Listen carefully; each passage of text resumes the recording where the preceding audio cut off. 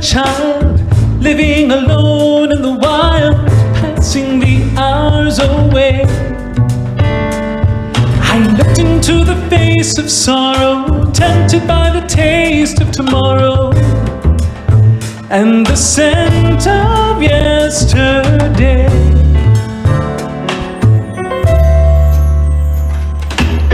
That was only a dream of a dream. This world is not what it seems. We are the wind that carries the seeds. We are the roots of the banyan tree. We are love offered on the wing that stretches across eternity. We are recording life's symphony. We are the silent awakening.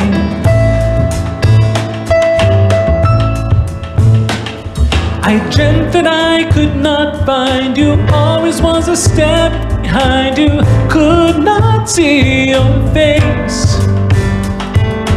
Wandering around the maze of illusions, dusty haze, a soul with no resting place.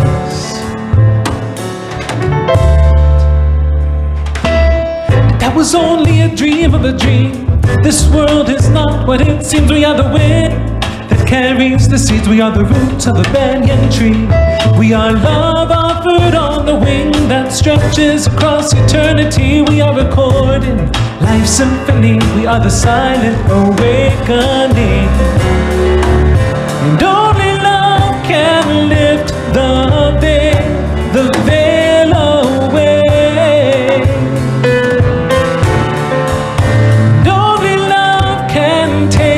Its place.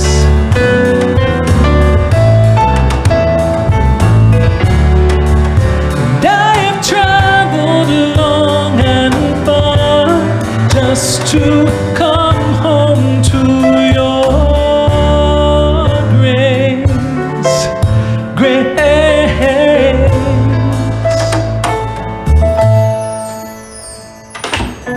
That was only a dream of a dream. This world is not what it seems. We are the wind that carries the seeds. We are the roots of the banyan tree. We are love offered on the wing that stretches across eternity. We are recording life's symphony. We are the silent awakening.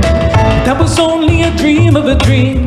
This world is not what it seems. We are the wind that carries the seeds. We are the roots of the banyan tree.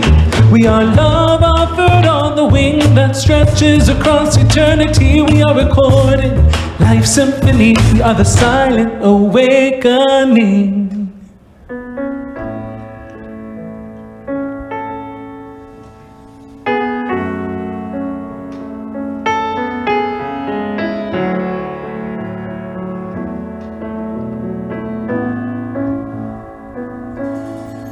We are holy, holy, holy.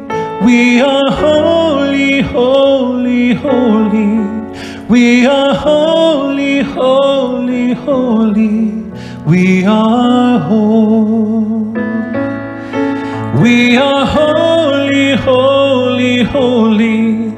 We are holy, holy, holy. We are holy, holy, holy. We are whole. In this moment, in this place, I remember who I am, letting fear and worry fall away from me. I open my eyes and see there is only love. There is only love. It's a love that heals, love that sets us free. There is only love. When I lose myself,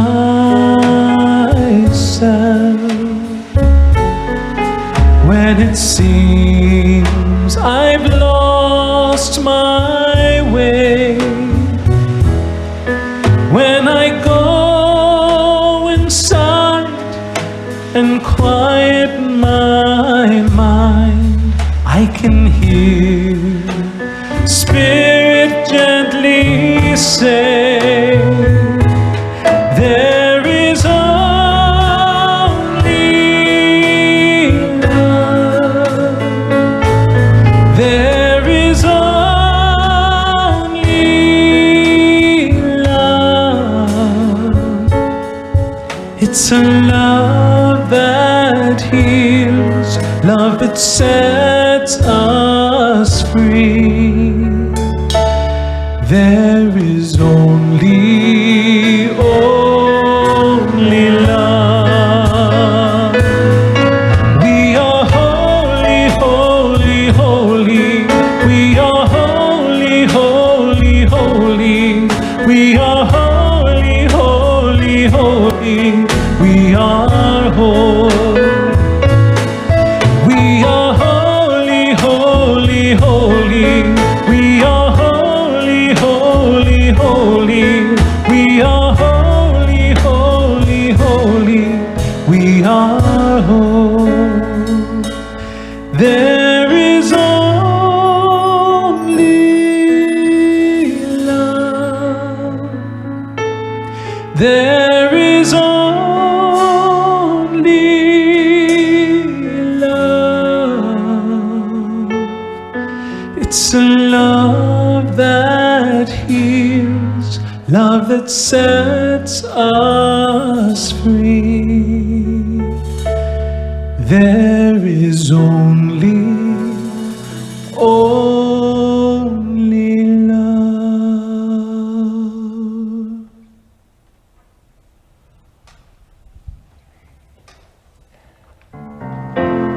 One power, one power, one power. One power, one power, one power. There's one power invisible, yet we see it everywhere in everything. There's one power indescribable, yet we speak of it in every word we say. Mysterious until you know the truth, as simple as the love inside inside of you. Call it God, call it Spirit, call it Jesus, call it Lord, call it Buddha, Baha'u'llah, Hashem, or Heaven's Door. It's Muhammad, it's your mind, it's your soul, or it's your sign. It's the universe, it's music, Mother Earth, or Father Time. But whatever name you give it, it's all one power, can't you see? Whatever name you give it, it's the very air we breathe. Oh, it's the power of the love in you and me. One power, one power, one power. There's one power, one power, one power.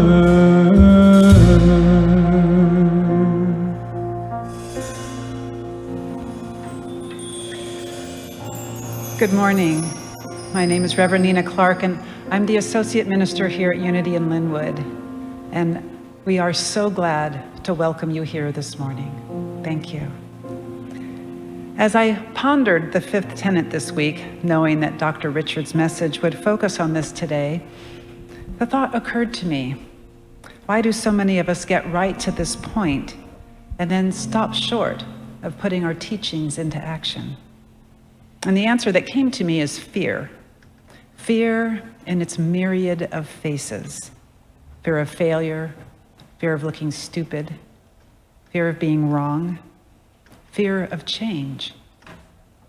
In Frank Herbert's sci-fi novel Dune, the Bene Gesserit, a religious sisterhood of powerful women, are taught a litany against fear. They believe that if humans are not capable of transcending fear, they are then doomed to be controlled by it, and thus unable to ascend to a higher level of consciousness. The litany is as follows. I must not fear. Fear is the mind killer. Fear is the little death that brings total obliteration. I will face my fear. I will permit it to pass over me and through me. And when it has gone past, I will turn the inner eye to see its path. Where the fear has gone, there will be nothing. Only I will remain. If fear stands in your way, and for most of us it does on one level or another, I invite you to release that fear so that you can bring Unity's teachings to life in your life. Shall we pray?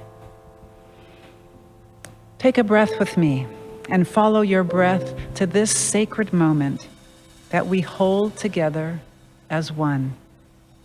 We each are sparks in the universal fire, drops in the infinite ocean of consciousness, unique emanations of the holy wholeness.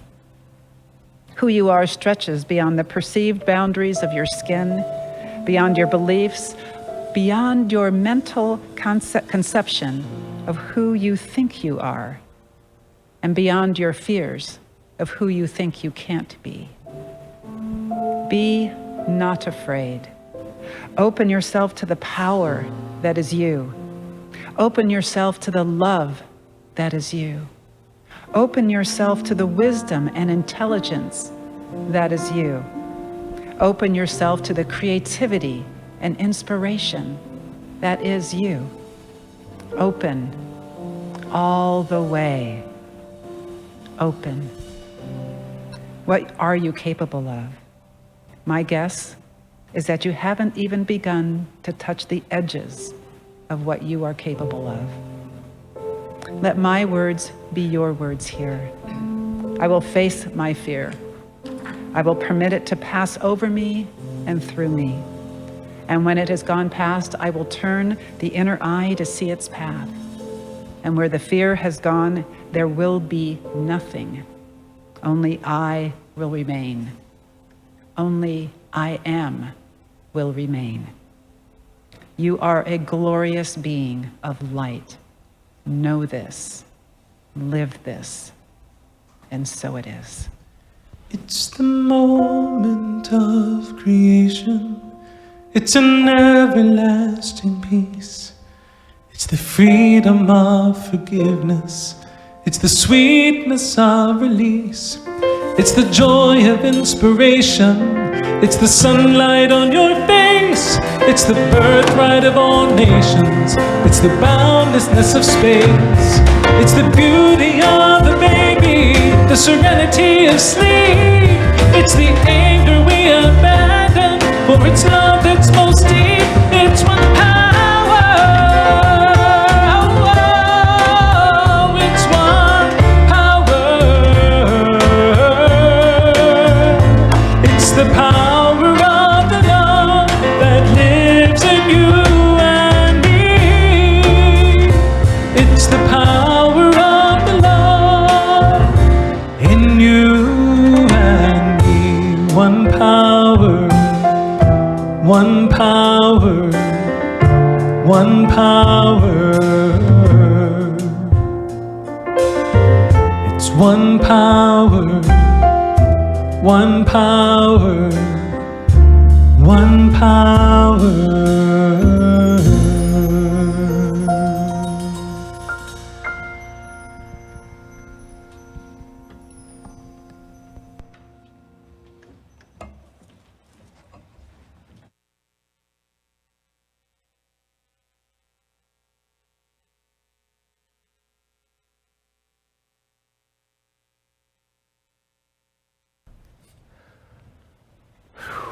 I'd like to welcome back Chris and Scott.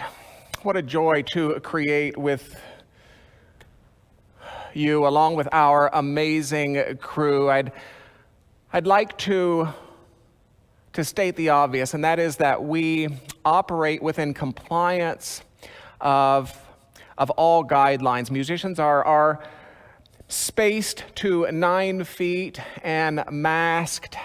We are deeply committed to taking outstanding care of each other. My name is Dr. Richard Loren Held. Always it is a pleasure, it's an honor, a privilege to welcome you to this evolving, unfolding experiment we call Unity in Lynnwood. For those with children, please note that youth and family ministries gatherings are available to you as well.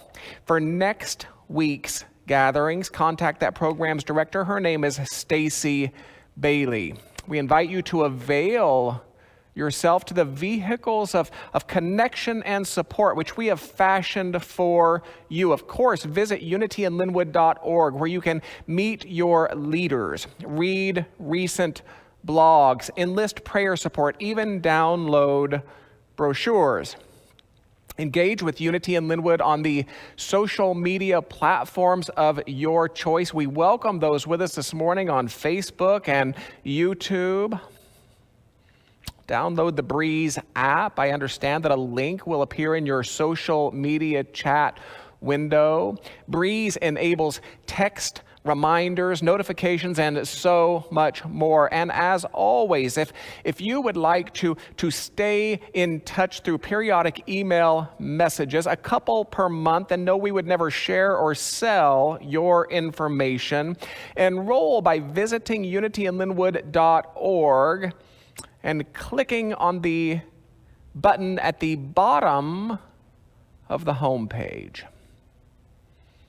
It's also a great way simply to update your information or to confirm that we have your current information. Always, if you would like assistance with any or all of the above, click or call, write or ring. We are here for you. It would be our delight to assist. Practical spirituality, welcoming community. That mission statement, yet again, short on words, so very broad on idea. Today I offer the first of 6 bullet points, values statements maybe, which we developed in deep conversation with your board of trustees in late 2014. Today I offer the first of 6. And it reads as follows. We offer a metaphysical teaching which encourages regular spiritual practice, including prayer, meditation, affirmation, denial, service, and study.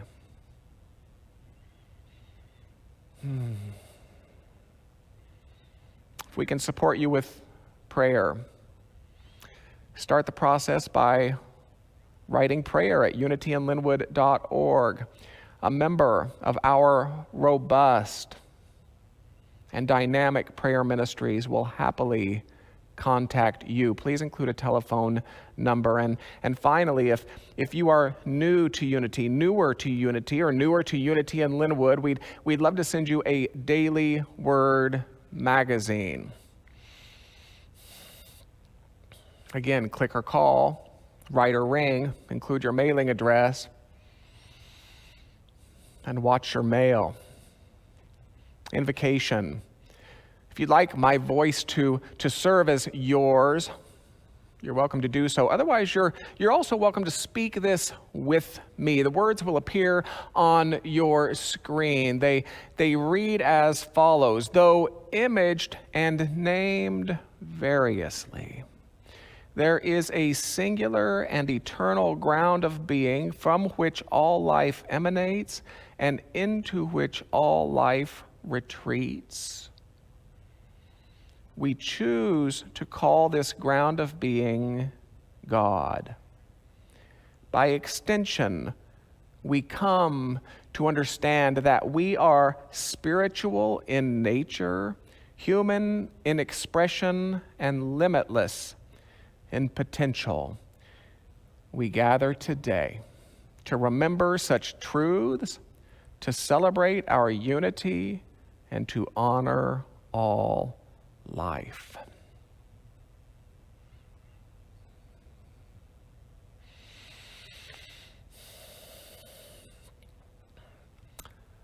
If you've missed the first 4 in the series, don't worry, you will catch up. This is week 5 in a beginning of the year series, appropriately, if not predictably, called Back to Basics 2021. Essentially, this series explores 5 central tenets of unity as distilled in the mid-20th century by Unity co-founder's granddaughter, Connie Fillmore, in an article for Daily Word. And when I use the word distilled, I do so because it's been suggested that these 5 tenets have their roots in Fillmore's handwritten statement of faith, first published in 1921, and that's according to my notes. And having studied that statement of faith, that seems a reasonable suggestion to me. Now, for those of you who might rush out to read Charles Fillmore's statement of faith, I predict you'll find some of its points more palatable than others. I, for one, don't agree with all of his conclusions. In fact, I have to wonder if he would agree with all of his conclusions were he teaching today. His conclusions seem to strike an exclusionary tone at times, in my opinion. They seem to give matters of earthly life more weight than necessary, in my opinion. They seem to reflect something of a puritanical view on sex, a harsh view on physicality in general, in my opinion.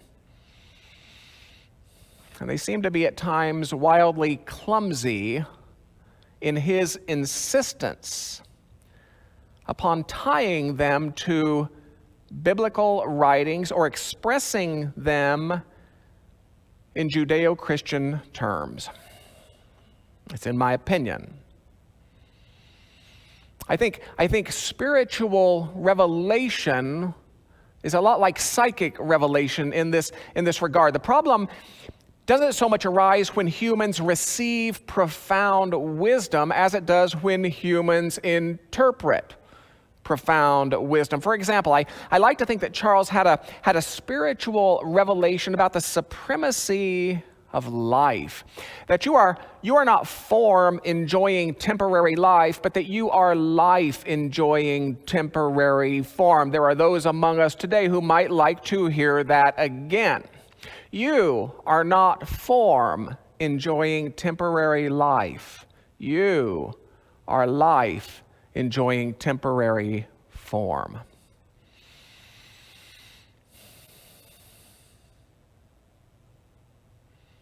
And instead of interpreting that there must be higher realities beyond this one we currently explore, this earthy reality of form, I like to think that Fillmore interpreted that the spiritual life done correctly would leave us in these physical bodies forever. The revelation was solid. You see, the interpretation, problematic. Besides, I don't know about you, but I kind of look forward to the idea that I might trade this model in on a shiny new one someday. Now, no time soon, mind you. It's not that I am in any sort of hurry. But I really look forward to the idea that I might trade this model in on a shiny new model with a stronger back, with a quicker mind, a wiser heart, even a deeper faith, quieter joints. It seems that Unity's teacher and poet James Dillett Freeman suggested something similar in one of his poems about that process we call death. It reads as follows: he, or she, of course, he has put on invisibility. And this I know, although the road ascends and passes from my sight, there will be no night.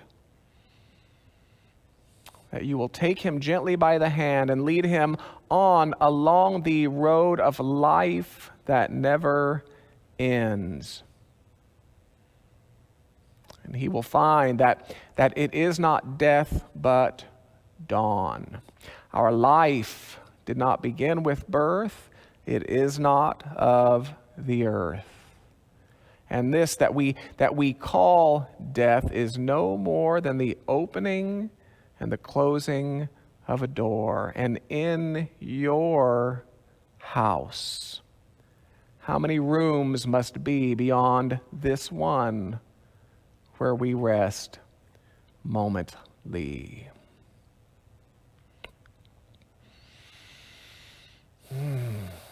I think the same idea applies to heaven and hell. I mean, solid revelation, problematic interpretation. Redemption, salvation, sin, so forth. Solid revelation, problematic interpretations. Now, let it be said that I like Connie Fillmore's work. I like her 5 tenets. I've interpreted the first 4 as God is, I am, I express, and I pray. Meaning there is one life behind all life, though, well, imaged and named variously, as we say. There is one life, there is one beingness, there is one isness behind all life. And this is important because though that one life is imaged and named variously, as humanity comes to grasp the singularity of that which we image and name, our tendency toward hostility gives way to a curiosity. How do you image and name it in your tradition, we might ask? And our tendency toward warring gives way to something of an honoring. Wow, I can totally see why you image and name it as you do, we might admit. And our tendency towards separating gives way to a reaching. Maybe your tradition can even enrich my tradition, we might suggest. There is one life behind all life, and because of this, you are of it. You are of God. Whatever its nature is, your nature is. This is tenet 2, or I am. And while there are those who would consider such a bold statement to be blasphemous or arrogant, I would suggest that the opposite is more true. That for humanity, particularly modern peoples, for humanity to claim that it can somehow exist outside of capital E existence, that's far more problematic. You know, we're living in the wake of millennia of entertaining an out there God of maleness, unpredictability, and fickleness. What do we have to lose by considering an in here God of life, wisdom, and love? We are living in the wake of millennia of entertaining our human fallibility. What do we have to lose by entertaining our divine possibility? We are living in the wake of millennia of a collective low esteem. What do we have to lose by welcoming a universal inherent worth? And if we can consider that not only is there such a singular ground of all being, and that we're expressions of this singular ground of being, along with all of life, tenet 3 suggests that we are spinning our individual and collective, especially our collective, that we are spinning our individual and collective experiences in accord with our cooperation with it or our frustration of it. In a sense, we are spinning our individual and collective expression in accord with our relationship, if you will, with a divine flow that knows how to do life in general and life as humanity in specific. It's my belief that so many of the challenges facing humanity today are the result of our collective and ongoing frustration of this divine flow.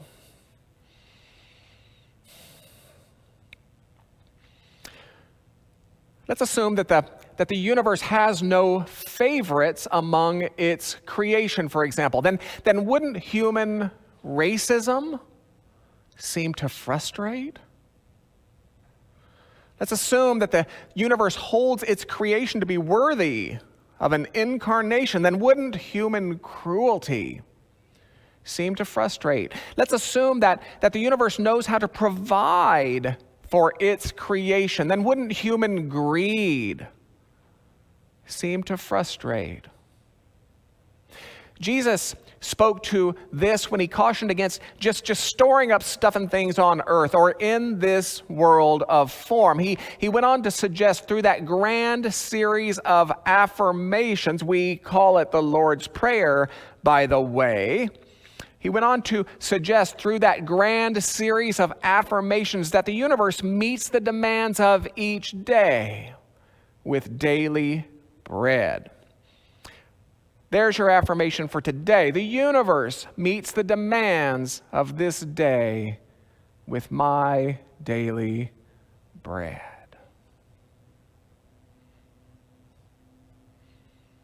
I mean, what if you could trust, deeply trust, that the demands of that which is before you today have already been met?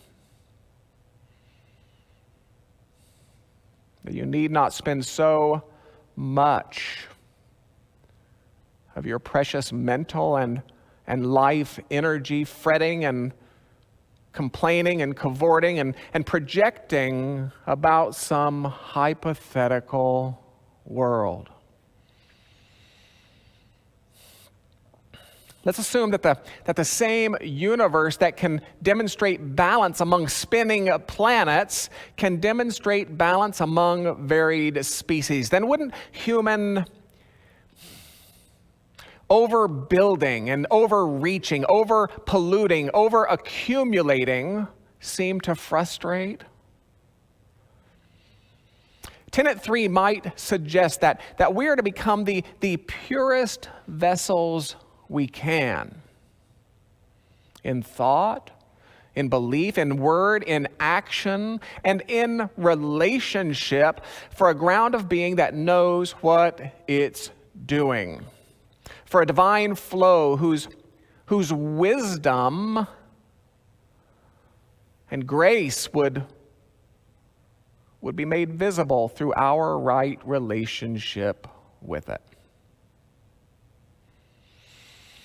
And Tenet 4 would say that if you, through thought, through belief, through word, through action, and yes, through relationship, if you don't like how you're expressing that ground of all being, meaning if you don't like how life is showing up for you, maybe you think you are frustrating the divine flow, well then you can change. Tenet 4 says that you have tools, practices, technologies to support you.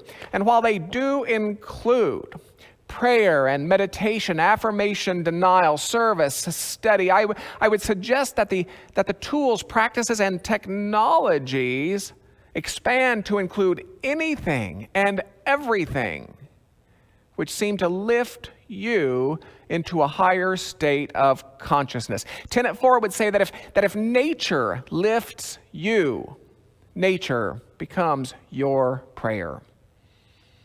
If music lifts you, music becomes your prayer. If exercise lifts you, then exercise becomes your prayer. If beauty lifts you, oh, it's beauty that becomes your prayer. If art lifts you, art becomes your prayer. Prayer then is any technology which seems to lift you into higher states of consciousness. And higher consciousness isn't best likened to a vacation spot you want to stay every September, but to a new neighborhood you seek to inhabit every day. It's not where you want to visit, you see, it's where you want to live. Now, from what I can tell, and I'm only 56 years old, I could be wrong.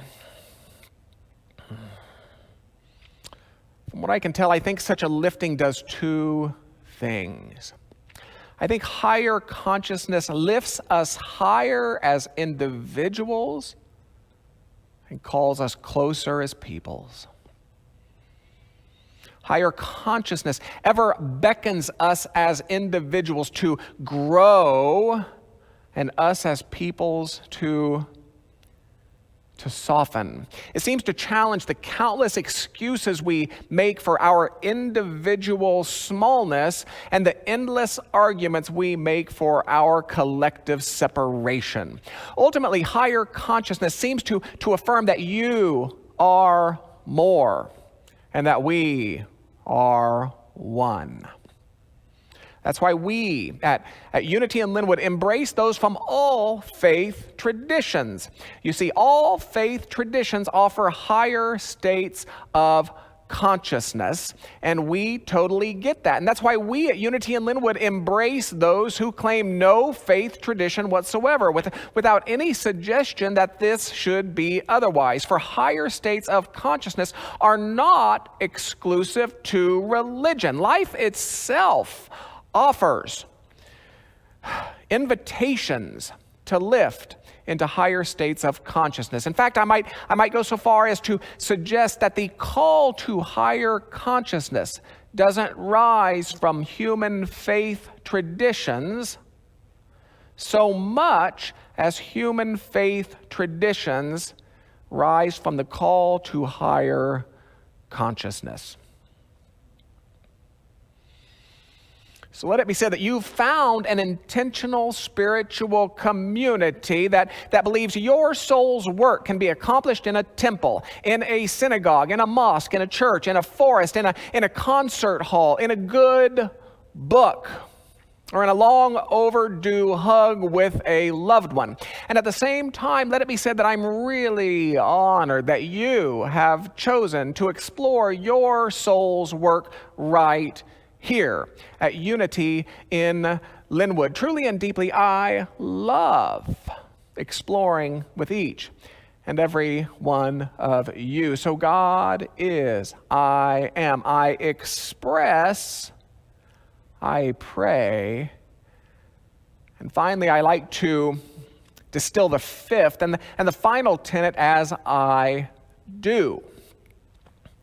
Now, essentially, Unity would say that for as much as you might enjoy a really good Sunday service, for as much as you might enjoy great music, positive words, empowering thoughts, paradigm shifts, great people, maybe an overdue forgiveness or a quiet moment, for as much as you might enjoy all of that, it will do little for you unless you find ways to make it real in your life. And unless and until you do that, our time together is best considered something of a spiritually themed Sunday morning amusement park.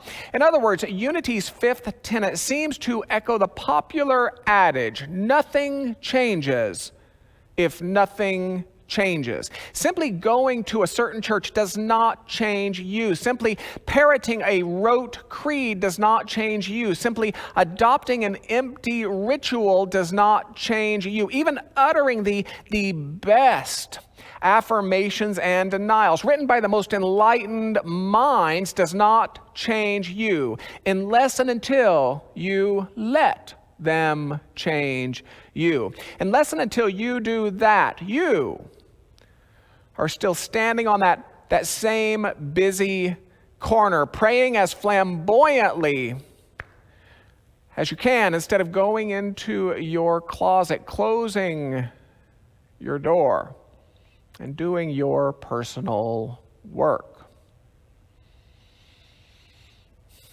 So the obvious question becomes, well, then how do I do that? And while there are common and valid responses, of course, prayer, meditation, affirmation, denial, service, study, I don't think we need to be so limited.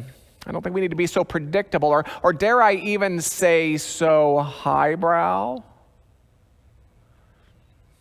How about you get up on Monday morning, tomorrow morning, asking, what alienated person needs to be seen by me today? And then how about you get up on Tuesday morning asking, what bold possibility might be entertained by me today? And how about you get up on Wednesday morning asking, what lingering tension might be softened by me today? And how about you get up on Thursday morning asking, what rigid separation might be removed by me today? And how about you get up on Friday morning asking, what egoic position might be abandoned by me today? And how about you get up on Saturday morning asking, what wondrous progress might be celebrated by me today? In other words, how about you get up every day asking, how might I become a vehicle for the elevation of individuals and for the unity of peoples today? How might I become proof of the possibility that indeed I am more and that we are one today? That's how you make it real.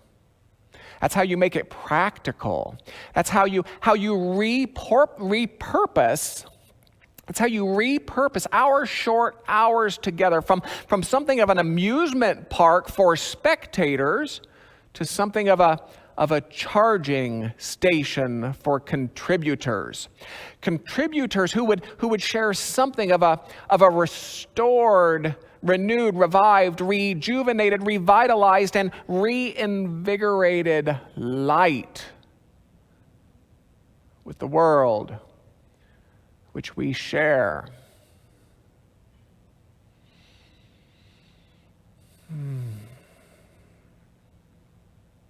Let's be with these ideas for a couple quiet minutes. Let's close the outer eyes of us and just take a breath.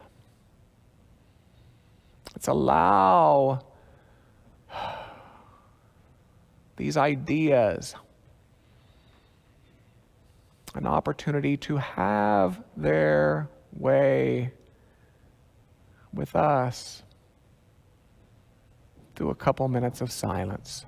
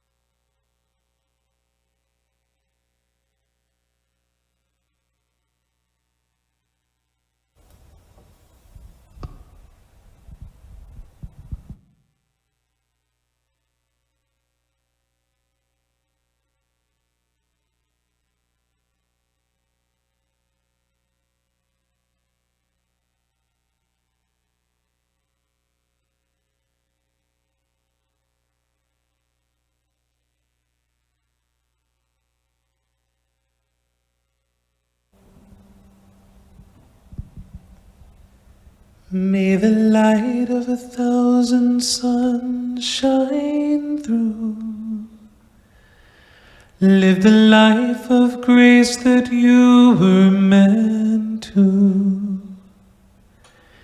May the light of 1,000 suns shine through. Live the life of grace that you were meant to. Waheguru, Waheguru, Waheguru, Waheguru, Waheguru, Waheguru, Waheguru, Waheguru. Carry the light of God's love into this world. Be the open heart the earth longs for. Carry the light of God's love into this world. Be the open heart the earth longs for. Can you feel it? Can you feel it in your heart? Can you feel it? Can you feel it? Can you feel it in your heart? Can you feel it?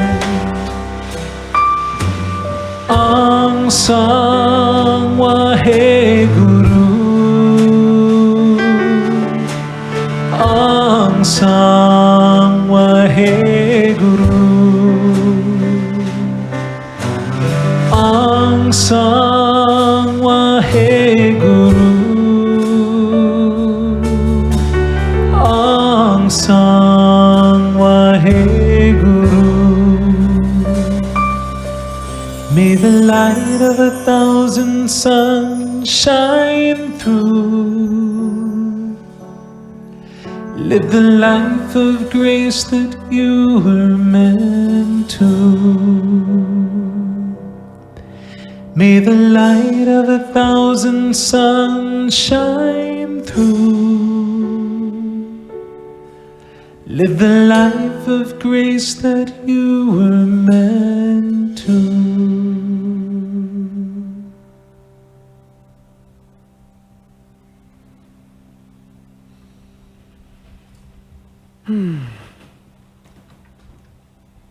Thank you, Dr. Richard.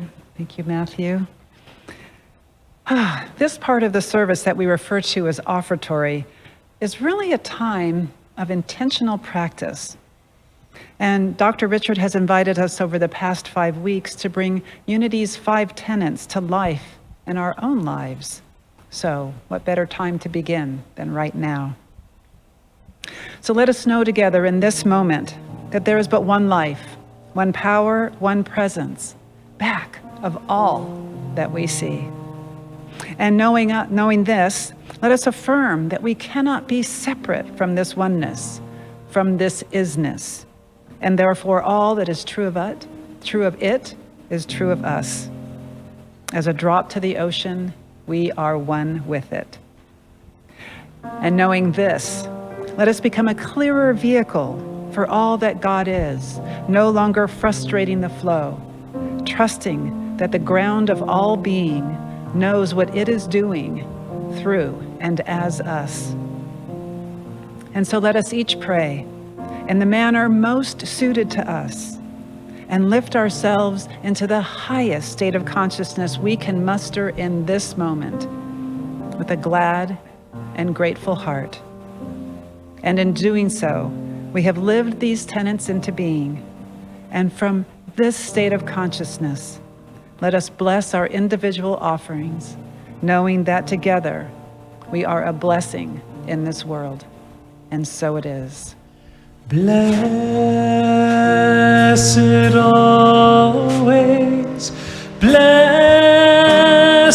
always, for the arms of God surround us. Let our joy be so triumphant that we rest in God and say Amen. Blessed always, blessed always, for the arms of God surround us. Let our joy be so triumphant that we rest in God and say Amen.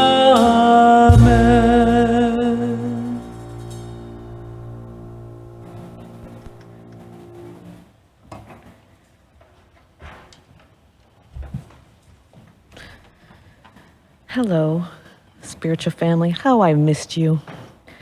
I've been thinking about you a lot lately and how we are such a loving and giving community with such much love and light to give. I would like to invite you into an opportunity to spread this warmth and light to some very hard-working frontline workers in one of our community hospitals. The workers are so busy with making sure that we are healthy and protected from the COVID pandemic, they are having trouble finding time to get full meals in between patients or essential jobs they are performing.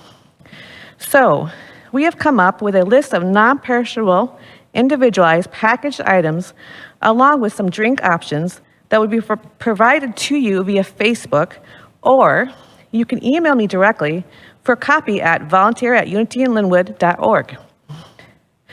We would love for you to come and drop off your donations on February 7th, 2021, between 1 and 2 p.m., and drive through the parking lot at UIL and place your items on the tables provided where Wayne Sharples, the lead of the local humanitarian outreach team, and I will be picking up your donations and waving to you as you drop them off.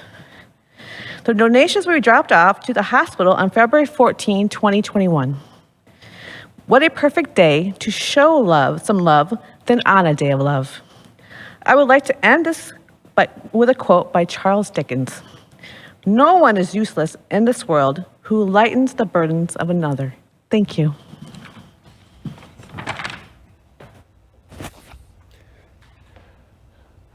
Thank you, Michelle Van Eyck. It strikes me that since third grade, we have been distributing treats and love notes on Valentine's Day. How poetic it is that we as a community will continue that proud tradition in 2021. Again, for full instructions and a list of items, visit Unity in Lynnwood's social media vehicles.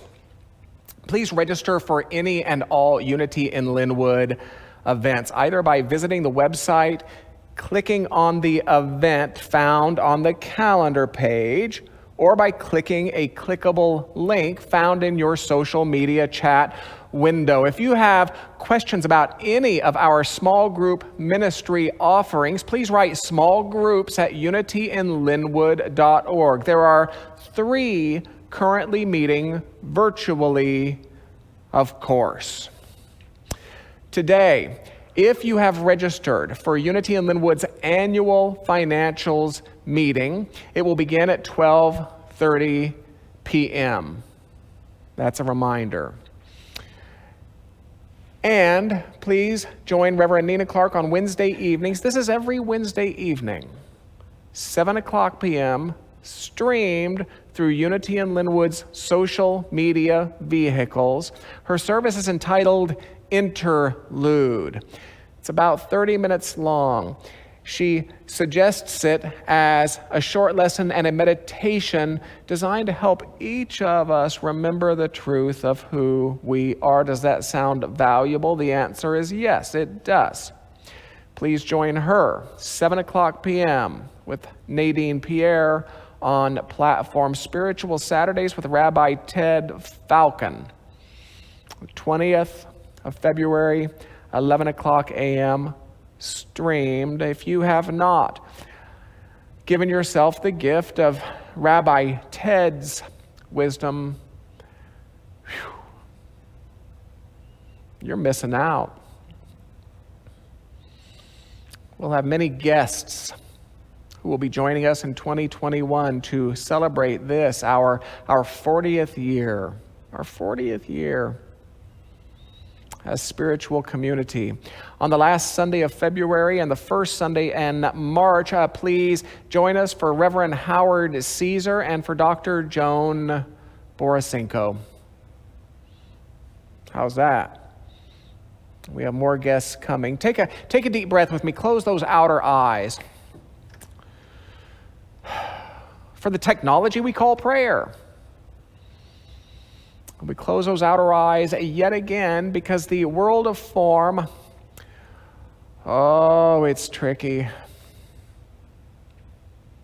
It's tricky. It whispers of separation. It whispers of limitation, partiality, beginnings, endings. So we close those eyes that we might open the spiritual eyes of us. Many traditions would say that those spiritual eyes are found somewhere in the neighborhood of the human heart. That's where we would experience spiritual seeing. We close the outer eyes that we might open the spiritual perceiver within us. And if you're like me,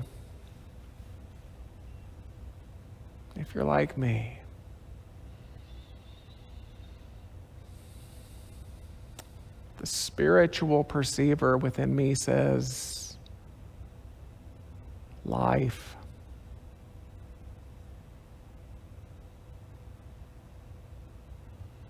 The spiritual perceiver within me says sufficiency. The spiritual perceiver within me says wisdom. Wisdom. Richly provided, ever available. The spiritual perceiver in me, oh, it whispers of a harmony.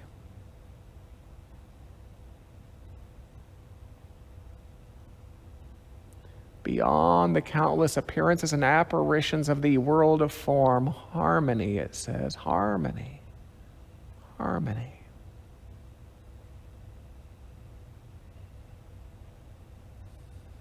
And so again, let us not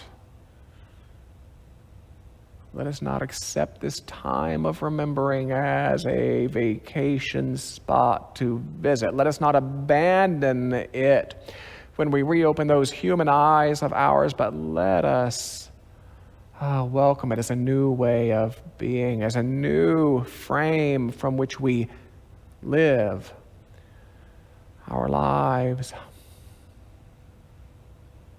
Let us step into it and step forward with it.